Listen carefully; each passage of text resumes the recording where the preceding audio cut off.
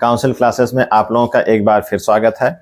UP विशेष की class हम लोगों की लगातार चल रही है। उद्देश्य मात्र एक है कि उत्तर प्रदेश लोक सेवा आयोग द्वारा आयोजित जो परीक्षा समीक्षा अधिकारी है 2023, जिसकी परीक्षा तिथि 11 फरवरी 2024 बिल्कुल नियत है, उसकी तैयारी के लिए हम लोग उत्तर प्रदेश विशेष पढ़ रहे हैं।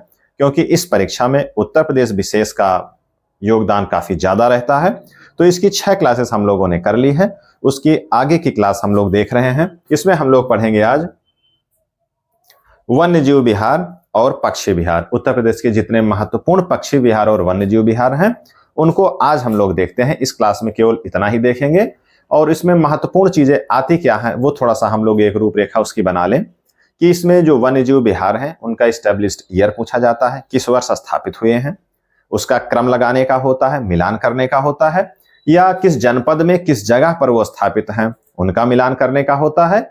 और जो तीसरा महत्वपूर्ण प्रश्न होता है वो ये होता है कि कहां पर जो है ये कौन सा बड़ा है, कौन सा छोटा है, या कौन सा सबसे महत्वपूर्ण है और सबसे पुराना है। इसमें से हम लोग यही देखेंगे। तो ये कुछ बातें हैं, इसी के संदर्भ में, इसी के आलोक में एक सीमांकन करते हुए हम अपना जो है पक्षी विहार और वन्यजीव विहार को हम देखेंगे, ताकि प्रश्न में जो परीक्षा में प्रश्न आते हैं उसी के आसपास इर्द गिर्द ही हम पढ़ाई करें, ताकि उससे बहुत ज्यादा पढ़ने का कोई मतलब नहीं है। और सबसे बड़ी बात है कि इतना समय भी अब बचा नहीं है कि हम एक एक टॉपिक पर इतना ज्यादा समय दें। तो आइए हम लोग सीधे देखते हैं उत्तर प्रदेश में जो महत्वपूर्ण वन्यजीव विहार हैं उसको देखते हैं। सबसे पहला है चंद्रप्रभा वन्यजीव विहार, चंदौली जनपद में है। 1957 में स्थापित हुआ है। 78 वर्ग किलोमीटर एरिया इसका क्षेत्रफल है। तो कौन सा है? चंद्रप्रभा वन्यजीव विहार, चंदौली जनपद। उसके बाद किशनपुर वन्यजीव विहार, लखीमपुर खीरी जनपद। कतरनिया घाट वन्यजीव विहार, बहराइच जनपद। और उसके बाद है रानीपुर वन्यजीव विहार, चित्रकूट जनपद। रानीपुर वन्यजीव विहार के संदर्भ में हम लोग देख लें, उत्तर प्रदेश में स्थापित होने वाला ये चौथा टाइगर रिजर्व है। कौन सा? चौथा टाइगर रिजर्व है। कौन सा? रानीपुर वन्यजीव विहार में चौथा टाइगर रिजर्व स्थापित किया गया है। कब? सन 2022 में। अब इसमें जान लेना यहाँ पर ये जरूरी है कि आखिर जो 3 टाइगर रिजर्व हैं वो कौन कौन से हैं। तो सबसे पहला टाइगर रिजर्व है दुधवा नेशनल पार्क में दुधवा टाइगर रिजर्व। और जो दूसरा है अमनगढ़ टाइगर रिजर्व, बिजनौर जनपद में। और तीसरा पीलीभीत टाइगर रिजर्व है, पीलीभीत जनपद में। और चौथा टाइगर रिजर्व रानीपुर वन्यजीव विहार है, उसमें रानीपुर टाइगर रिजर्व के नाम से है। किस जनपद में? चित्रकूट जनपद में। तो एक जानकारी यहां पर हम लोगों ने रानीपुर के आने से यहां पर उसको भी पुख्ता कर ली है। इसके भी पूछे जाने की संभावना काफी रहती है। इसके बाद हम लोग देखते हैं महावीर स्वामी वन्यजीव विहार, ललितपुर जनपद में है। 5.4 वर्ग किलोमीटर इसका क्षेत्रफल है। और यहीं पर इसको देख लेते हैं कि ये सबसे छोटा वन्यजीव विहार है। महावीर स्वामी वन्यजीव विहार कौन सा है? सबसे छोटा वन्यजीव विहार है ललितपुर जनपद में। कैमूर वन्यजीव विहार मिर्जापुर और सोनभद्र जिलों में फैला हुआ है। इसके बाद राष्ट्रीय चंबल वन्यजीव विहार आगरा इटावा जनपद में फैला हुआ है। हस्तिनापुर वन्यजीव विहार कहाँ है? मेरठ, हापुड़, अमरोहा, इन 3 जिलों में फैला हुआ है। इसका आशय यह है कि ये बड़ा भी होगा काफी। तो यहीं पर देख लें 2073 किलोमीटर वर्ग किलोमीटर में फैला हुआ है ये। सन 1986 में स्थापित वन्यजीव विहार हस्तिनापुर उत्तर प्रदेश के संदर्भ में अगर देखें तो ये सबसे बड़ा वन्यजीव विहार है। हस्तिनापुर वन्यजीव विहार सबसे बड़ा है। महावीर स्वामी वन्यजीव विहार सबसे छोटा है। चंद्रप्रभा वन्यजीव विहार चंदौली जनपद का ये सबसे पुराना है। तो 3 प्रश्न ये आते हैं, कई बार आए हुए प्रश्न हैं ये। इसके बाद देख लें सोहेलवा वन्यजीव विहार श्रावस्ती और बलरामपुर जनपद में। पीलीभीत वन्यजीव विहार पीलीभीत जनपद में। सोहागी बरवा वन्यजीव विहार महाराजगंज जनपद में। तो इस तरीके से वन्यजीव विहार में इतना ही है कि जो महत्वपूर्ण है और जो बार बार आता है। तो ये वन्यजीव विहार हो गए। और जो इसके अतिरिक्त जो प्रश्न बनता है, सबसे पहला, सबसे बड़ा, सबसे छोटा। सबसे पहला चंद्रप्रभा वन्यजीव विहार और सबसे छोटा महावीर स्वामी वन्यजीव विहार ललितपुर जनपद में। और सबसे बड़ा हस्तिनापुर वन्यजीव विहार मेरठ, हापुड़ और अमरोहा जनपद में ये फैला हुआ है। इसके बाद हम लोग देखते हैं कि उत्तर प्रदेश में जो पक्षी विहार हैं उनको भी इसी के साथ हम लोग देख लें। तो जो महत्वपूर्ण पक्षी विहार हैं उसमें देखें वही 3 बातें इसमें भी हैं। सबसे पहला कि कौन से जनपद किस जगह पर स्थापित है वो, उसके बाद सबसे पुराना कौन सा है और सबसे बड़ा और सबसे छोटा कौन सा है। तो आइए देखते हैं हम लोग। चंद्रशेखर आजाद पक्षी विहार किस जनपद में है? उन्नाव जनपद में। पहले यह नवाबगंज पक्षी विहार के नाम से जाना जाता था और इसका जो एरिया है, क्षेत्रफल है 2.5 वर्ग किलोमीटर इसका क्षेत्रफल है। 1984 में स्थापित है। पहला वन्यजीव विहार 1957 में स्थापित किया गया। पहला पक्षी विहार 1984 में स्थापित किया गया।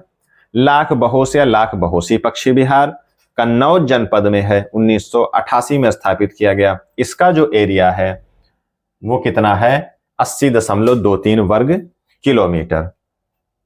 यही इसको देख लें कि ये सबसे बड़ा है। अगर पक्षी विहार की बात करें, लाख बहोशी पक्षी विहार कौन सा है? सबसे बड़ा पक्षी विहार है कन्नौज जनपद में है। समसपुर पक्षी विहार रायबरेली जनपद में है। पार्वती अर्गा पक्षी विहार गोंडा जनपद में है। सांडी पक्षी विहार किस जनपद में है? हरदोई जनपद में है। बखीरा पक्षी विहार संत कबीर नगर में है। ओखला पक्षी विहार गाजियाबाद में है। कहाँ है? गाजियाबाद में। जो नोएडा का हिस्सा है वो ओखला ही है। Noida, new Okhla industrial development authority, शायद इसका यही फुल फॉर्म है। तो यही ओखला है जो गाजियाबाद जनपद में है। इसके बाद पटना पक्षी विहार कहाँ है? एटा जनपद में है। 1990 में स्थापित हुआ है। 1.11 वर्ग किलोमीटर क्षेत्रफल इसका है। उसके बाद सुरहा ताल पक्षी विहार बलिया जनपद में है। इसका नाम लोकनायक जयप्रकाश नारायण जी के नाम से है, तो इसको जयप्रकाश नारायण पक्षी विहार भी कहा जाता है। किसको? सुरहा ताल पक्षी विहार को, जो कहाँ है? बलिया जनपद में। सेखा झील पक्षी विहार कहाँ है? अलीगढ़ जनपद में। 2016 में स्थापित किया गया। 0.40 किलोमीटर वर्ग किलोमीटर इसका एरिया है। तो इसी के हिसाब से ये सबसे छोटा पक्षी विहार है। सुर सरोवर पक्षी विहार कहाँ है? आगरा में है। डॉक्टर भीमराव अंबेडकर पक्षी विहार कहाँ है? बेती स्थान का नाम है। कुंडा तहसील है और जनपद प्रतापगढ़। तो इस तरीके से ये पक्षी विहार 10 से 12 पक्षी विहार हैं जो अति महत्वपूर्ण है। ये वन्यजीव विहार हैं, ये महत्वपूर्ण है। इसमें देख लें कि वही 3 प्रश्न। सबसे पुराना मतलब सबसे पहला चंद्रशेखर आजाद पक्षी विहार उन्नाव, सबसे बड़ा लाख बहोशी पक्षी विहार कन्नौज और सबसे छोटा सेखा झील पक्षी विहार अलीगढ़ जनपद में है। यही थोड़ा सा देख ले यहाँ पर, ये पटना पक्षी विहार, जब ये सेखा झील पक्षी विहार नहीं बना था तो सबसे छोटा कौन सा था? पटना पक्षी विहार एटा जनपद में है। 1.11 वर्ग किलोमीटर में फैला है। अगर उत्तर ऑप्शन में जो विकल्प दिए हुए हैं वो सेखा झील पक्षी विहार अगर नहीं है, अगर इन सारों में सब में पटना है, तो सबसे छोटा कौन सा होगा? पटना पक्षी विहार होगा।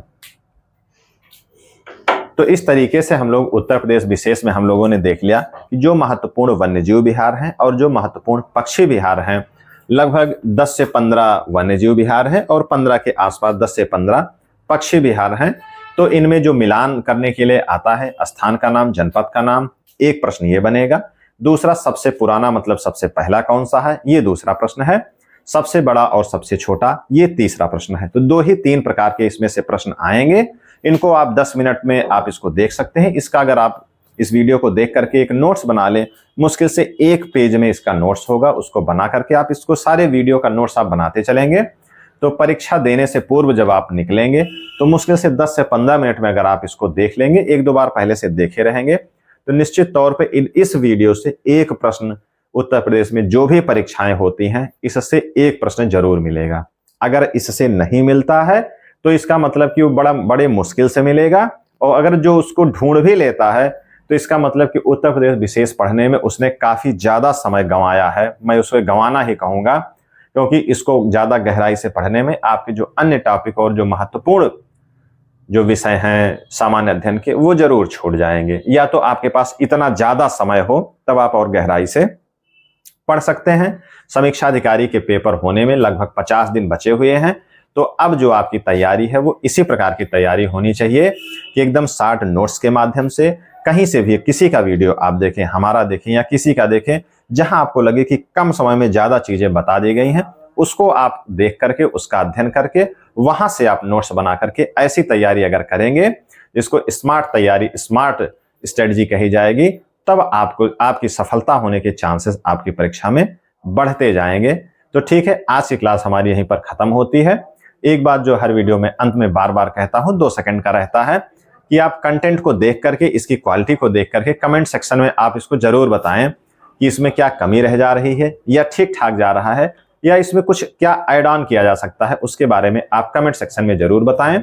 अगर आपको हमारा कंटेंट, हमारा वीडियो जो क्लास यहाँ पर कंटिन्यू चल रही है, अगर अच्छी लगती है तो इसको सब्सक्राइब करें और शेयर भी करें। ठीक है, धन्यवाद।